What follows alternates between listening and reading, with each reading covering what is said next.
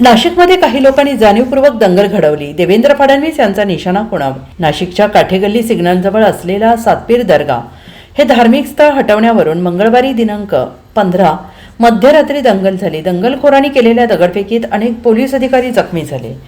दरम्यान 4 दिवस नाशिकमध्ये तणावपूर्ण वातावरण होतं. दरम्यान या भागातील तणाव आता निवळला आहे.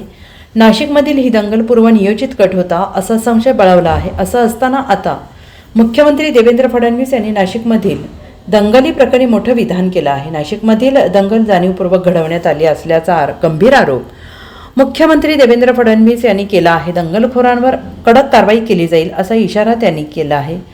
मुख्यमंत्री देवेंद्र फडणवीस यांनी बीडमध्ये माध्यमांशी संवाद साधला आणि यावेळेस ते बोलत होते. मुख्यमंत्री फडणवीस यांनी म्हटलं आहे की न्यायालयाच्या निर्णयानंतर येथील लोकांनी स्वतः येथील अतिक्रमण काढून टाकण्यात येईल असं पोलिसांना सांगितलं. तसेच अतिक्रमण काढण्यास सुरुवात केली. मात्र काही लोकांनी जाणीवपूर्वक विरोध करून दंगल घडवून आणली असा आरोप फडणवीस यांनी केला आहे.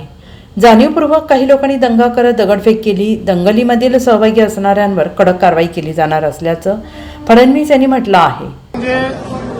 नाशिकमध्ये अतिशय सुनियोजित पद्धतीनं दंगल घडवण्याचा प्रयत्न झालेला आहे. न्यायालयाच्या निर्णयानंतर तिथल्या लोकांनी स्वतः ते अतिक्रमण काढण्याच्या संदर्भात पोलिसांना सांगितलं आणि ते अतिक्रमण काढण्याची सुरुवातही त्यांनी स्वतः केली. त्याचवेळी ही सगळी जी मंडळी दंगलीमध्ये दिसत आहेत या मंडळींनी जाणीवपूर्वक त्या ठिकाणी दगडफेक केली, जाणीवपूर्वक त्या ठिकाणी दंगा तयार केला आणि म्हणूनच त्यांच्यावर कडक कारवाई जी आहे ती करण्यात येईल. Bureau report SBN Marathi, Nashik.